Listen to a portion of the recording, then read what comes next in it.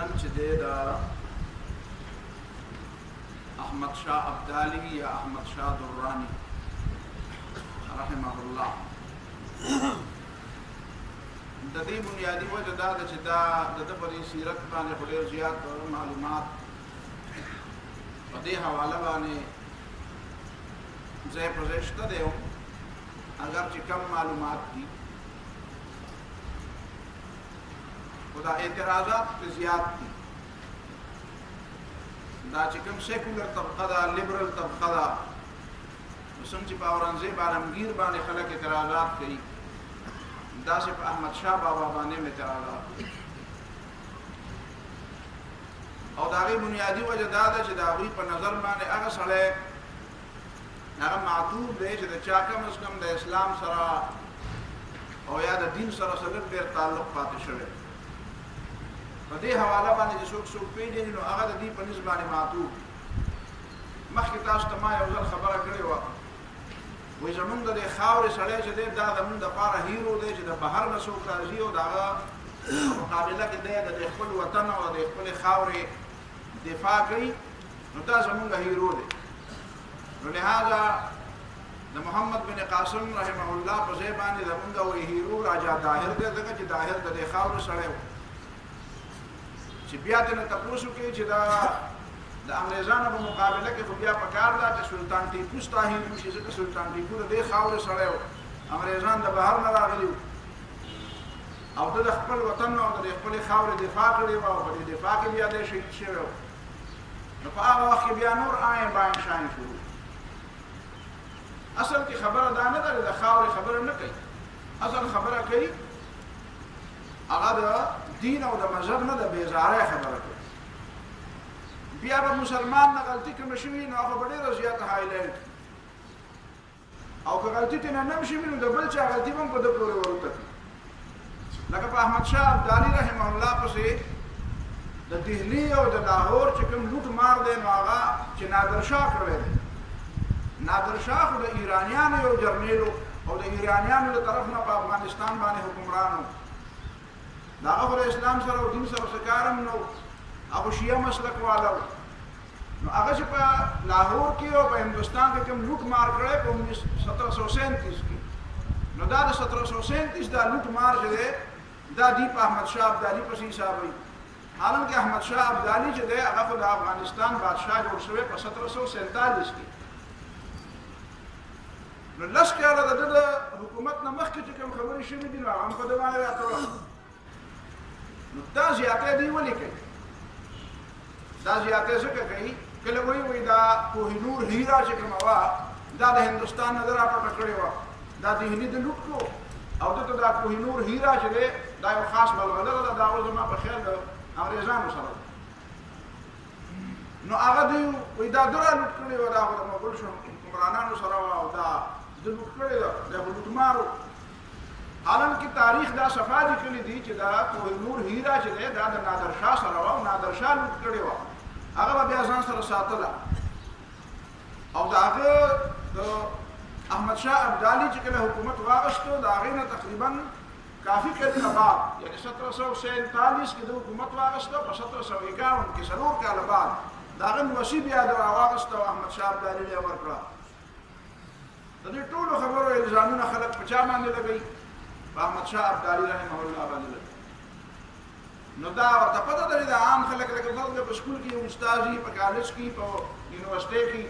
هلته سټوډنټانو ظاهر خبره ده چې هغه ته پته چې د سټوډنټانو د غریبانو د علم معیار نه ده او په دې زمانه کې خصوص دا خبره ګوري نه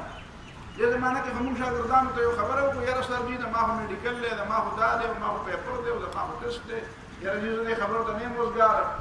نو دې په اسلام خبره ته زیات نه زیات چې بچي له خیر به زمون بو کې نور خو هغه ته اوسګار نه او خپکیږي منه کله کله زمون د خیال چې د ګیره پرې خو دې نو هغه اختیار شوی موږ د کله کله مبارکین پر بجاله ته تکړه سره شوی لګا هغه رښتیا بیا پته ولګي چې دته د شیو لپاره وخت نو ملاو شوی شیو لپاره وخت نو ملاو شوی نو څنګه دا پرې خو دا صورتحال ده دا زموږ معاشره ده د خلکو کې اسلام علم څومره ده نو چې استاد ورته سوې بس هغه دماغ کې پراته استاد راته دا خبره کړې ده او استاد علم څومره یې هغه مونږ ته پته ده هغه داسې د کومې داسې ټول داسې بزرګان دي چې هغه په واقعاتو کې د اسلام غم راغستې دي چې یو خبره ورله مخې ته راغله هغه دې ته ګوري چې یاره خو چا لیکلي دي نو او نن سبا خو ګوګل لوی علامه دی ګوګل او نټ چې کوم دی دا لوی شیخ الحدیث هم دی او شیخ القرآن هم دی او لوی علامه هم دی او لوی پروفیسر هم دی بچ ګوګل چاته سوي ویکیپیډیا چاته سوي بس مګر علي هغه دماغ کې کېنی بیا چا نه دا تاسو نه کوي چې دا معلومات د کوم ځای نه راغلي دا چا ورکړي دي چې دا معلومات نو دا ټول د علامه ګوګل شاګردان خبره دا ده چې خبره زه تر رسول دي چې کومه خبره دا غي خبره تعلق د اسلام سره ده د دین سره ده د عقیده سره ده استاد اسلامي تاریخ سره ده هغه خبره کوم زه ته ورسوه یا چې نه پوهیږي نو چې په نه تاسو کا او دا بیا اعتراض کوي بس تر دې اعتراض د لپاره بیا خبره نیولې نو به هر حال دا یو څو جملې د مبارک واوري دا احمد شاه ابدالي چې دا 1722 کې په ملتان کې پیدا دی دا تاسو ته پته وي چې څومره د محمود غزنوي رحمت الله علیه نه نیولې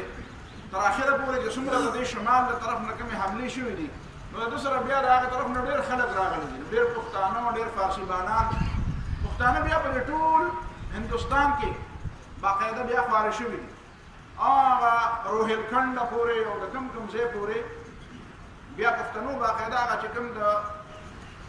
مغول حکومتونو پای کې لوی افسران فوجیان جنگیان خلکو تکړه خلکو د توري ماهرینو نو هغه په فوج کې لوی يهودي ورسره بیا چې کله د مغول حکومت کمزورې شو چې په کوم ځای کې به علاقه کې به وسله وو نواب وو دا سره فوج او اختیارات به ورسره چې په یو ځای کې به یو بغاوت وکړو دلته به خوان ورکړو دغه بغاوت وکړو نو بیا ډېر نوابې دي پښتې دي او ځای په ځای باندې دي حکومتونه نو په ملتان کې د پښتانه آباد دلته او دلته باقاعده د دې لوی اختیارات او ریاست نو دا د پلار نوم غالبا چې د خان زمان د احمد شاه ابدالي د پلار نوم خان زمان او د په 1722 کې په ملتان کې پیدا او بیا هم دغه شان د په فوج کې ترقی کړې ده او بیا د افغانستان کې چې د نادر شاه کوم فوج و د بیا د هغې جرنیل او بیا د هغې نه بعد چې کله مثلا 1747 کې چې کله نادر شاه قتل کړی شو دې باندې ما تفصیلي بیان ونه کړی معلومات ونه کړی شو چې د هغه د قتل اسباب څه وو ځکه دا خبره بیا ډېره زیاته وګرځېده نو د هغه د قتل د اسباب راته پته ونه لګېده خو بهرحال چې د نادر شاه د قتل نه بعد بیا د پښتانه مشران چې راجمع شو دا د لوی جرګې لفظ چې په پښتو کې راغلی دی لویه جرګه نو د دې لویې جرګې اولنی فیصله هم دا وه چې هغه احمد شاه ابدالي او احمد شاه درراني چې دی دا یې ولګو دی د تیمور په دغه نادر شاه په ځای باندې دی بادشاه د افغانستان په هغه زمانه کې د افغانستان دا مرکز چې دی دارالخلافه کابل نه وه په هغه وخت کې د افغانستان دارالخلافه قندهار او د بادشاهۍ په زمانه کې کابل او دا پېښور او دا علاقې چې کومې وي دا بلخ او دا طرفونه دا هم د افغانستان په دې حکومت کې شامل نه و دا بیا پکې ده شامل کړي پېښور ته چې دی کله راغلی دی چې ده کله په سومنات په دغه باندې حمله کوله په دې مرهټیانو باندې پانیپت باندې نو دا پېښور خلکو بیا دته هرکلی ویلی دی او دی د سره جنګ نه دی کړی نو دا د بغیر د دې جنګ نه دا علاقه فتح کړې ده او کابل او دا علاقې بیا په خپل حکومت کې مو شامل کړي ده په حکومت کې باقاعده دا تمام موجوده ټول پاکستان چې کوم دی دا کشمیره پورې د کشمیره پورې دا ټول علاقې ټول پنجاب مشرقي پنجاب او مغربي پنجاب لکه اوس خو جدا دي اوس په مغربي پنجاب پاکستان کې دی مشرقي پنجاب چې دی نه په هندوستان کې دی خو دا مشرقي پنجاب پورې دا ټول علاقې ټول سند ټول بلوچستان دا ټول علاقې چې کومې د دې کوټې دا بلوچستان تمامه علاقه مکرانه پورې او د ایران بعضې حصې پکې هم د ایران بعضې د هرات نه مخکې داسې پورې وي د ایران بعضې علاقې هم دا هم د ده په دې حکومت کې شاملې دي دا دومره لوی حکومت و دې معامله کې لږ ولې نزاکت هم دی ځکه چې زمونږ د ډیورنډ لاین دا احکته او بره مسلې خو راځي که نه کله کله دلته خلک دعوه کوي چې دا علاقه زمونږ ده کله هلته خلک دعوه کوي چې د احکته علاقې زمونږ دي دې کې کله یو زمانې نه خلک استدلال کوي کله خلک د بلې زمانې نه استدلال کوي لکه فرض کړه اوسني خلک د دې نه استدلال کوي چې دا د جهنمه پورې او د فلانکي ځای پورې د علاقې زمونږ دي خبره بنیادي طور دا ده چې دا جغرافیه خو بدلیږي را بدلیږي یو جغرافیه په یو ځای باندې قائمه نه ده پاتې شوې دا د سوونو کالو د صدو د زرګونو کالو راشه یو جغرافیه نه ده دا جغرافیه ډېر زر زر بدلیږي نو دا یو جغرافیه د خپل ځان لپاره دلیل ګرځول دا مناسب نه دي که د شمال د طرف نه پښتنو یا غزنویانو یا غوریانو په هندوستان باندې حمله کړې ده نو هغه مؤمنانو او مسلمانانو خبره به یا د اسلام کې او یا به د علاقې کې که د اسلام خبره کوي نو بیا موږ دلته ته پکې د اټک پوله او د ډیورنډ لاین خبره کوي او کله پکې د اټک پوله یادې او کله پکې د جهلم پوله یادې بیا پکې موږ یوه پوله نه منو موږ د چین دغه تبت سرحده پورې بیا شو ځکه د موږ جوماتونه د هغه ځای پورې شامل د هغه ځای پورې دي په دې ټوله علاقه باندې بیا د مسلمانانو او د اسلام عقیدې خبره کوي نو دا هم ضروري ده چې یو ځای کې تا قبضه لګولي هغه دغه خبره تاسو ته پته وي چې حدیث کې راغلي دی رسول الله صلی الله علیه وسلم فرمایي چې وجعلت لي الارض كلها مسجدا وطهورا ما الله تعالی څخه خصوصیات راکړي یو حدیث کې 15 راځي بل حدیث کې 6 راځي په خصوصیتونو کې جنور پیغمبرانو ته نو ملا او ماته ملاوي یو خصوصیت پاره کې دا دی چې وجعلت لي الارض كلها مسجدا وطهورا ما د ټول زمکه الله تعالی جماعت کړی دی او صفایي د لپاره تیمم د لپاره ارض زمکه باندې تیمم وهم د ستاره لپاره او دسته او تیمم وهم موږ کوا دې معنا دا دی چې د دنیا په هر خطه کې د مسلمان دا ګوره نبی له صلوات والسلام په دې ورکوټ باندې جمله کې د ټول دنیا کې د عبادت د تصور عام د ټول دنیا جماعت دی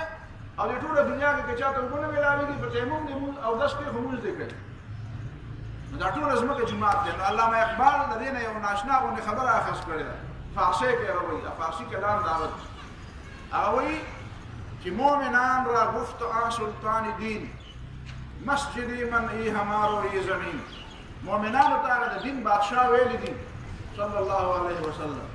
چې مسجدی من ای همارو ای زمین زما لپاره جماعت دا ټول زمکه جماعت دی الاما از گردش نه آسما مسجد مومن بدست دیگران و حالات ته ګوره چې جماعتونه د نورو خلکو په لاس کې دي دا څنګه جماعت دی چې په هغې د پاسه منظر جوړ دی دا څنګه جماعت دی چې په هغې کې خلک د الله نوم یادولو ته نه پرېږدي د غیرو په قبضه کې دي جماعتونه ځمکې د غیرو په قبضه ځمکه د مسلمان په قبضه کې پکار ده دا د اسلام د حکم لاندې پکار ده د دې مطلب دا جماعت دی ټول جماعت دی نو دې باندې بیا د غیر مسلم اختیار چلیدل نه دي پکار نو دا ورته څه وکړو پرېږدو ورته علامه اقبال رحمت الله علیه وایي چې سخت کوشد بنده پاکیزه کش تا بگیرد مسجد مولای خیش چې د کوم سړي ذهن او فکر صفایي او په اسلام باندې د هغه د دماغ وابیاري شوي او اسلام د هغه په زړه کې ناست دي ایمان پکې ناست دي نو د هغه په دې باندې ډېر زیات هغه به بېخودی او ډېر زیات به دردېدلی هغه پورې به د دا درد برقرار وي څو پورې د خولې د ځمکې د کافرانو او د غیر مسلمونو ازاده کړې نه ده تا بگیرد مسجد مولای خیش څو پورې د جومات نه دی ازاد کړی نه هغه پورې به دی بېقراره وي نو دا خو به د ټوله ځمکه داسې ده لهذا دا خبره کول په یو زمانه کې دهلي مرکز او دا د افغانستان ټولې علاقې د زموږ ټولې علاقې د هغې تحت وي په یو علاقه کې بیا قندهار مرکز و دا نورې علاقې د هغې تحت وي نو ته دا یوه علاقه په دلیل کې پیش کوې نو بیا به درته بل سړی دا بله خبره په دلیل کې پیش کوي لهذا خبره د دې علاقو نه ده خبره د جغرافیې یوازې نه ده خبره د دې خبره ده چې عقیده د چا څه نه ده د دې طرف نه چې کوم فاتحین راغلي په هغې کې یو سړی نه قوم پرستو او نه د خدای نه منکرو دا څومره فتح چې چا کړي دا ټول مسلمانان نو راځه په اسلام باندې به خبره وکړو په اسلام باندې زما او ستا د ټولو دنیا مسلې حل کېږي اسلام د مسلو د حل لپاره په اسلام مسلې حل کېږي او که اسلام ته اخوا کې بیا نه په پښتو حل کېږي بیا نه په علاقه حل کېږي او نه په بل څه باندې حل کېږي بیا به زور وي او بیا به جګړه بس نو جګړه په بنیاد باندې خو بیا زور دی د چا څنګه زور چلېدو او که نه ته په خبرو باندې مسله حل کوې نو په خبرو باندې به حل کېږي د اسلام په حواله بهرحال دا بنیادي خبره وه د ده تاجبوشي چې کله کېده په هغه وخت کې چې کله دی فیصله وکړه لویه جرګه راجمع شوه او ټول په اتفاق باندې دا فیصله وکړو چې دا احمد شاه ابدالي دی به حکمران یې زموږ دی به زموږ بادشاهي نو په هغه وخت کې یو فقیر و فقیر سید صابر شاه د هغه نوم هغه د غنمو یو دوه ډکي راواغسته او د ده په دې سر یې کېښوده او ده ته یې ویې چې ته در دران شوې در دران د دې نه بس بیا دا دراني لفظ د هغې نه جوړ شو دا غي نه پس د احمد شاه بابا چې کوم اولاد دی یا د دې نه پس کوم نسل دی نو هغه ته بیا درانی لفظ ویل شي نو دا درانی لفظ د دې پیر سید صابر شاه پیر صابر شاه د وجنه دا صابر شاه د اوس بل هغه جدا دی او دا هغه زمانه صابر شاه دا چې ډېر په دې باندې خلک تیر شي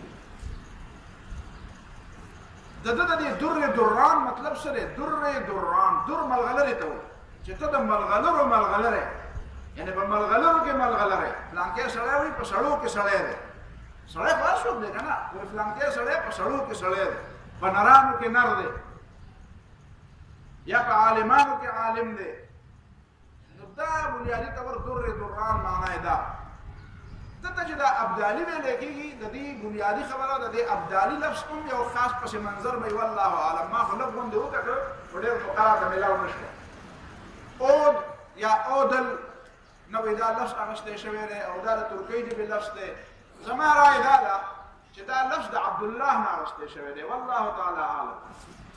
ما چې کله د خپل پی ایچ ډي دا تیسیس لیکل نو ما په دې ادبیاتو باندې او په دې لغتونو باندې تحقیق وکړ نو په دې پښتو لغت باندې هم ډېر زیات تحقیقات کړي دي نو زموږ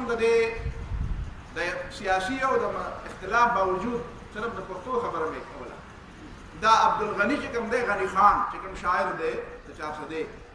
نو هغه په دې باندې یو مضمون لیکلی او نه مضمون هم ما وکتل هغه ویلي دي چې یاره زما دا خیال دی چې دا تلفظ مخکې دی او دا لیکل وروسته دي وایي تلفظ لیکل داسې پکار دی چې څنګه تلفظ چې څنګه وینای نو هغه د خپل نوم خبره کړې ده وایي یاره زما نوم عبدالغني دی نو اصل کې خدا عبدالغني دی وایي ما ته خلک عبدالغني وایي عبدالغني نو دا با په واو باندې بدلوي وایي پکار دا ده چې په پښتو کې دا د پښتو د لیکلو خبره شوه بنیادي خبره د دې نه جوړه شوې وه چې د عربی ژبې الفاظ زما اصل موضوع داسې وه چې د عربی ژبې الفاظ چې اردو ته راغلي دي نو هغې خپل شکل بدل کړی دی خپله معنا یې بدله کړې ده لیکلی کېږي په عربۍ ژبه کې یو شان دی او دلته په اردو کې په پښتو کې بل شان دی لیکلی کېږي لکه زه به تاسو ته یو لفظ ووایم حیا په پښتو کې فلانکي سړي کې حیا ده او فلانکي کې حیا نشته نو ګوره حیا لفظ په عربۍ ژبه کې چې لیکلی کېږي نو داسې نه لیکلی کېږي لکه دا موږ چې په اردو یا په پښتو کې لیکو حیا الف پسې بیا دا الف مد دی او ورپسې حمزه ده هغه نیمګړی عین چې ورته وایي داسې حمزه ده او دې ته وایي حیا په عربۍ ژبه کې دې ته حیا وایي او ویلی کېږي هم حیا خو په پښتو کې یا په اردو کې مونږ دا نشو ویلی چې په فلانکي سړي کې حیا نشته دا مونږ ته ګرانه ده دا مونږ نشو ویلی نو هغه حمزه چې څنګه په وینا کې مونږ پرېوت ګرځولې هم ده اچولې هم ده نو داسې هغه په لیکلو کې هم بیا مونږ پرېښوده په لیکلو کې هم بیا مونږ پرېښوده نو مونږ د هغې نه صرف حیا دا حمزه هم ترې لرې کړه او حیا هم حالانکې په عربۍ ژبه کې حیا باران ته وایي په عربۍ ژبه کې دا حمزه ورسره نه او تش حی یې او الفی نو حیا معنا باران متنبي چې چا ویلي دلته علما ناست دي نو هغه د باران مبارک باران شوی دی او بیا شینکي راځرګون شوي دي نو هغه د هغې خبره کوي وایي وذکي رائحة الریاض کلامها تبغي الثناء على الحياة فتفروح وایي دا باغ کې چې دا ګلونه وشو او دا ډډوزې کوي او دا ښایسته خوشبویانې راځي وایي دا باغ خبرې کوي دا بوټي خبرې کوي وذکي رائحة الریاض کلامها وایي د باغچو نه دا ډډوزې چې راځي د دې خوشبویانو ده نو وایي دا خبرې کوي وایي دا څه وایي وایي تبغي الثناء على الحياة وایي دا د باران صفت کوي د باران حمد وایي د باران شکریا ادا کوي نو فتفوح د خوشبویانې ځکه خورې ورې کوي نو دې باندې ډېر لوی اوږد بحث دی ما په خپله مقاله چاپ کړې نه ده خو که د چا خامخا مطالعې ته شوق خو ما په عربۍ کې لیکلې ده نو بیا وګورئ خیر دی دا شوق هم پوره شي نو دا ډېر اوږد بحث نو ما دې کې دا کتل چې پښتانه به دې کې څه وایي نو په هغې کې د نورو خلکو سره یو لفظ دام راغی چې هغه وایي چې فرض کړه زما نوم ته په عربۍ کې لیکې نو عبدالغني لیکه خو که په پښتو کې لیکې نو اودالغني ولیکه نو داسې ښکاري لکه چې دا ابدالي چې کوم دی دا اصل کې عبدالله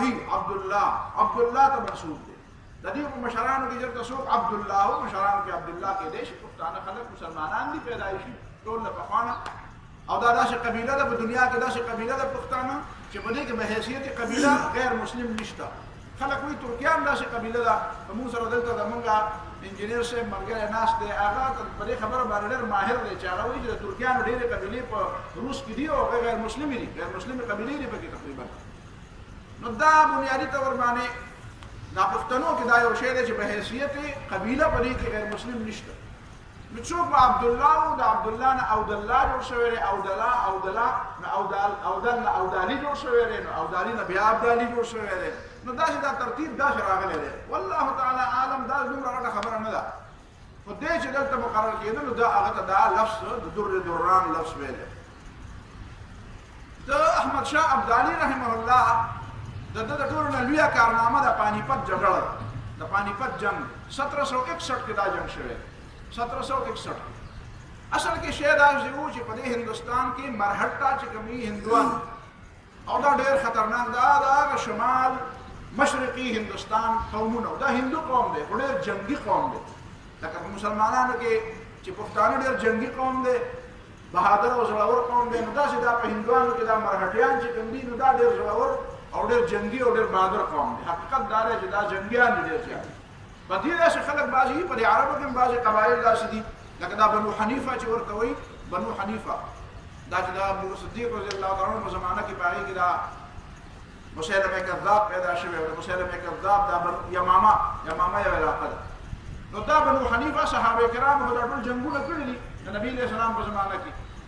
روم سره هم جنګونه کړي، د ایران سره هم جنګونه کړي، د عربو په خپل منځ کې هم جنګونه کړي. خو دا بنو حنیفه چې کوم دي دا د یمامې والا صحابه کرامو چې دا ډېر سخت جنګیان خلک وو. دا بالکل لکه په پښتو کې چې وایي چې په زړه باندې وې دونه یخته ولاړو. نو په زړه باندې چا یخته یا باندې خو مطلب یې دا دی زړونه ډېر زیات سخت. نو د دې په زړه باندې ډېر زیات یخته ولاړو، دا ډېر زیات جنګي قوم. نو داسې په علاقه کې داسې بعضې خلک دی دا بربر چې کوم دي دا ډېر زیات جنګي قومونه دي. بربریان چې کله تا ته ما ویلي چې د محمد بن قاسم او د سلطان د طارق ابن زیاد خبره مې کوله، نو تا ته ما ویل چې دا طارق ابن زیاد د بربر خاندان سره تعلق ساتي او هغه هم ډېر زیات جنګي قوم دی. نو داسې دا مرهټیان ډېر زیات جنګي قوم وو او دوی ډېر زیات فسادیان وو، دا لوټماران وو، ډاکوان وو. دوی به دې ته نه کتل، خو بس دوی به ډاکې کولې او لوټمار به یې کول. نو دا په سن 60 کې 1760 کې دا مرهټیان چې کوم دي دا په دهلي باندې او په دې علاقو باندې راخواره شو او ډېر زیات فسادات یې وکړل. حتی کې دهلی هم دي واغسته، حتی کې لاهور هم واغسته، حتی کې اټک هم واغسته. دا علاقې ټولې د هندوستان د دې خوا طرفونه چې کوم دا ټول دي واغسته. چې دي واغسته نو چې اټک ته دي راورسېدل او دلته خو ښکاره خبره ده د پنجاب او دا طرفونه دا علاقې خو دا خو د دوی سره د احمد شاه ابدالي په حکومت کې دا علاقې شاملې وې. د پنجاب پورې دا علاقې واغستې چې واغستې نو د دې خپل پروګرام هم دا و چې موږ ځو او د دې نو دلته یو دوه مسلې وشوې. یو مسله دا وشوه چې شاه ولی الله رحمه الله په دې خبرو باندې پوه شو چې دا مرهټیان خو داسې دي او دا به د مغول حکومت هم ختم کړي او مغول حکمرانان هم په خپل منځ کې اخته دي. 2 میاشتې او 3 میاشتې او 5 میاشتې حکومت کوي او بیا هغه بلې د پنسۍ نه رسي ښکته یې راچوي او وژني او بیا تخته خیږي او هغه بیا بل راچوي. همدا مسله روانه ده او د خپل منځ کې یو بنده خبر نه دي چې بار دنیا څنګه چللی. یو بل راکاږي او بار دنیا ته واغسته مرهټیانو هندوانو ته قبضه کړه. نو هغه سره دا ډېر سخت تشویش و. شجاع الدوله د یو علاقې حکمرانو یو حافظ رحمت خان روهیله چې ورته وي دا روهیله خاندان هم پښتانه دي بنګالي ته ورباندې. دا روهیل خان چې دی په هندوستان باندې جنوبي هندوستان کې دې باندې چې کوم خاندان حکومت کړی دی روهیله خاندان د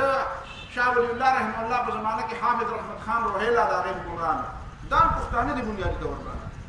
نو دې ټولو په شریکه باندې په دې سوچ وکړو چې یاره موږ یو متحده نظام جوړو او احمد شاه ابدالي ته به ووایو چې راشي او د دې مرهټیانو نه موږ خلاص کړو. اگر چې احمد شاه ابدالي د دې نه مخکې هم د مرهټیانو سره جنګ من کړی او دا علاقې د پنجاب علاقې د هغوی راغستې وي، دا به کله یو اغستې او کله به بل اغستې. نو په دې ځل باندې بیا شاه ولی الله رحمه الله دې ته پیغام ورکړو. نو یو دا وجه وه د دې دپاره چې احمد شاه ابدالي دا غږ نه راغی. دویمه وجه دا وه چې د دې یو سردار و د دې مرهټیانو چې کله دوی دا ټول علاقه واغسته لاهور او دهلي او دا د دې اټکه پورې راورسېدو نو د دې یو سردار و سداشورا بھاو دا د هغې د ژبې نوم دی. هغه دلته په دې اټک کې یو اعلان وکړو. د اټک دا دریاب چې دی په دې خو کوم په دې باندې نه و، دې ځای کې اکثر دې ودرېدل. بیا دلته بیا د ډېرو غټو فوجونو تګ راتګ ډېر ګران، ځکه خو د مغولو دلته دا غټه قلام جوړه کړې ده، ځکه چې دا په خپله باندې دا دریاب په خپله باندې د یو غټ سرحد او د یو غټې قلعه او د یو غټ دیوال کار کوو. نو دلته د یو اعلان وکړو. هغه اعلان یې دا وکړو چې موږ به د دې ځای نه واپس ځو نو موږ پر دهلی په جامع مسجد په دې منبر باندې د رام بوت ګورو د رام بوت مورتی په دې باندې د بوت په دې باندې د جمعهتون کې پر دې نه پس بیا بوتان پراته لکه څنګه چې مودي دا خبرې کوي مودي چې دا وایي په سکولونو کې بوتان خو دي تاسو ته پته یې مودي په سکولونو کې بوتان خو دي که ماشومان مسلمانان نه او کار څوک دي وندې ماترم چې کومه ترانه ده هغه هم په دې ټولو خلکو باندې لازمه کړی ده چې هغه د شرک ترانه ده مسلمانان خو پرېږده سیکان هم دا ویلي دي چې وندې ماترم شرک دی موږ دا شرک نه منو پای کې خپل مور ته وایي دا د دھرتی ته هغه د ځمکې ته وایي دا زما مور دی د هندوستان د ځمکې وایي زما مور ده او وندې ماترم ترانه چې کومه ده د هغې په اردو کې ترجمه معلومه ده او په سنسکرت ژبه کې ده په د هغې ترانې چې کوم مفهوم دی نو هغه دا دی چې هغه د ونو ته وایي او بوټو ته وایي او د ځمکې ته وایي او د هر څه ته وایي ته زما مور یې ته زما دپاره خدای ته زما دپاره هر څه زه به تا ته سجده کوم زه ستا بنده یم همدغه ترانه ده د هغوی ده نو سیکان وایي چې دا خو د شرک خبره کوي موږ وایي دا موږ تاسو مشرکان نه یو لکه تاسو یې څنګه او هغې په سیکانو په مسلمانانو په هر چا باندې دا هندوانو باندې په دې ټولو هندوستان په باشندګانو باندې په ماشومانو دا ترانه لازمه کړې به تاسو وایئ دا ترانه به وایئ او بیا بوتان ایښودي دي چې هغې ته به باقاعده سلام کوي هغې ته به پرنام چې ورته هغې وایي په دواړه لاسه ورته سلام نو دا دي تاسو اندازه لګوئ دا دواړه خبرې یو بل سره مقابله کوئ چې مسلمانانو چې کله په هندوستان کې حکومت کړی دی مسلمانانو د هندوانو سره څومره رواداري کړې ده تا ته د اکبر او د جهانګیر او د شاه جهان د دربار حالات معلوم دي چې په هغه دربار کې او د هغه په فوجونو کې به څومره لوی لوی خلک څومره لوی جرنیلان او څومره د علاقو ګورنران او څومره والیان او څومره نوابان هغه به هندوان وو هغې به څومره د هغې لحاظ ساتو او بل طرف ته بیا چې کله دې ته معمولي غوندې فتحه میلاو شوه مرهټیانو ته نو ټولو نه اولنی اعلان چې هغوی غټ اعلان وکړو د هندوانو د خوشحالولو دپاره نو هغې دا وکړو چې موږ به د دهلي په جامع مسجد کې بوتان وکړو نو دا خبره خو بیا د ټول دنیا ده ټول برصغیر د مسلمانانو دپاره بیا د مرګ او د ژوند مسله وه نو بیا چې احمدشاه ابدالي نه راتلی او د مرهټیانو دپاره جواب یې نه کولی نو بیا به څه کوو نو دا احمدشاه ابدالي بیا چې کله راغی نو دا په 1761 کې بیا د پانیپت په میدان کې بیا د مرهټیانو له دومره لوی شکست ورکړو چې 1.5 لاک کسان په دې جنګ کې په کار راغله په دې کې څه کسان د ده وو اکثریت په دې کې مرهټیان او د دې سره د دې مرهټیانو سره په هغه زمانه کې بعضې مسلمانان هم ورسره ملګري وو بعضې مسلمانان د هغه یو صاحب نوم دلته ما لیکلی دی ابراهیم خان ګاردي ابراهیم خان ګاردي 9000 پیاده سپایان او 2000 سواره سپایان دا د مرهټیانو نه ورکړي د احمدشاه ابدالي په مقابله کې د جنګ دپاره یعنې د مسلمانانو د لاسه چې دا شی وران دی حقیقت کې دی چې د مسلمانانو خپل چرته هم داسې یو جنګ نه دی شوی چې په هغه جنګ کې یو طرف ته صرف کافر او بل طرف ته صرف مسلمانان او په دې کې د مسلمانانو کې منافقان نه او غداران پکې نه او مسلمانانو داسې جنګ کې شکست خوړی داسې به ډېر په سلو کې به 5 جنګونه داسې نه شوي داسې ډېر کم شوي همیشه لپاره چې مسلمانانو شکست خوړی د ټیپو سلطان شکست خوړی ټیپو سلطان په مقابله کې باقاعده نظام دکن والا حکمرانان دا باقاعده د انګریزانو سره او د مرهټیانو سره شامل یعنی ټیپو سلطان چې کله شکست وخوړو د ټیپو سلطان په مقابله کې چې کوم جنګېدل یوازې انګریزان نه جنګېدل دا خو سکاټش فوجیان چې کوم دی په بریتو باندې لاس وي چې مونږ سلطان ټیپو له شکست ورکړو دا که د میر جعفر او د میر صادق په شان د غداران نه وي دا که د نظام په شان د مسلمانان د هغې سره ملګري نه وي دا که د هغه په فوج کې داسې خلک نه وي دا که خواوشا خلکو هغه له مدد کړی وي احمدشاه ابدالي ورله مدد لېږلی و د خپل زوی په ذریعه باندې خو د هغه زوی دلته کې احمدشاه ابدالي خو وفات شوی د هغه زوی چې کله حکمران و هغه ورله مدد لېږه چې هغه ورله مدد لېږه هغه د پنجاب د لاهوره پورې ورسېدو هغه ته اطلاع راغله په کابل کې بغاوت وشو ستا خلاف نو هغه بیا دومره خبره خو نه وه چې ښکاره خبره ده هغه بیا پایتخت نه هغه دلته کې یو سیک په خپل ځای باندې د هغه چې کوم جرنیل و هغه دلته پرېښودو غالبا رنجیت سنګ د هغه نوم هغه رنجیت سنګ په خپل ځای باندې د پنجاب حکمران پرېښودو او ده ته یې ویل چې ته لاړ شه او ته د ټیپو سلطان مدد له ورشه نو هغه هسې سیکو هغه دومره زیاته دلچسپي نه وه په دې کې او دی چې رسېده هلته نو بیا ټیپو سلطان شهید شوی و او ده ته اطلاع راغله چې په کابل کې ستا خلاف بغاوت شوی دی دی واپس راغی خبره دا ده چې همیشه دپاره هم داسې شوې ده همیشه دپاره داسې شوې ده ترکیانو چې کوم دی یلدرم ولګېدو هغه په استنبول په هغه زمانه کې د مسلمانانو سره نه و. د 1656 نه مخکې خبره کوم. مثال وایم درته، بایزید یلدرم هغه د ترکیانو حکمران، هغه ولګېدو، هغه د آیا صوفیا چې کوم دا د ترکی استنبول یادو، استنبول چې کوم دا د عیسایانو مرکز و، د دې محاصره یې وکړه. او بل طرف ته پسې تیمور ولګېد، تیمور لنګ، تیمور درم باندې او یلدرم له داسې صدا ورکړه چې هغه د شار طرف نه د هغه خیال نه و چې ما باندې د شار طرف نه څوک دښمن راځي، هغه ګرفتار کړو او بیا ولا سزا ورکړه. خبره دا ده چې مسلمانان دې ته د تیمور نه کتل چې زه دومره لوی سړی یم او بس صرف فاتح وم، د هغه دماغ کې صرف دا وه چې بس ما ملکونه واخیستو، ما ملکونه واخیستو، نوم باندې مسلمان مسلم او ملکونه اخیستل. دې ته نه وره چې هغه خو تا سره جنګ نه کوي، هغه د عیسایي کافر سره جنګ کوي. ته ته فرض کړه په دې کې د هغه ملګرتیا نه کوي، نو کم از کم د هغه خپې خو مه وهه. نو همیشه دپاره دلته د احمدشاه ابدالي چې کله او دا د سهار نه د ماسپښینه پورې دا جنګ وشو، او د سهار نه د ماسپښینه پورې دا کوم جنګ وشو، په دې کې دا 1.5 لاک کسان هم لاړه په کار راغلل او الله تعالی احمدشاه ابدالي رحمه الله له فتح هم دا 4 جنوري و غالبا 4 جنوري سن 1747. نو دا د فتح ورځ و. د هغې نه بعد بیا مرهټیانو کې دا جرأت نه دی پیدا شوی چې هغه د مسلمانانو خلاف بیا میدان ته راوځي، دا جرأت بیا نه دی پیدا شوی چې هغه بیا د مسلمانانو خلاف میدان ته راوځي. نو دا ابراهیم ګاردي دا ولګېده، دا قید شو، د مسلمانانو ابراهیم خان ګاردي. نو دی پیش کړو احمدشاه ابدالي ته. نو احمدشاه ابدالي ورته وایي کنه څنګه چل دی، مسلمان یې او د مرهټیانو او د هندوانو په ملګرتیا کې زما خلاف راوتی. نو هغه ورته په فارسۍ کې وایي جان د آدم، وایي مزدوري ما ځان مې ورته په بیه ورکړی او پیسې مې ترې اخیستې وې او مطلب یې دا دی چې د هغې نوکر وم، نو جان د آدم. نو بیا وایي چې دا درخواست کوم چې زما وبخه او ما ته سزا مه راکړه. وایي احمدشاه ابدالي رحمه الله ورته په انتهایي غوسه کې راغی، ورته یې وایي چې دا خبره خو مې دماغ مني، جان د آدم رواست،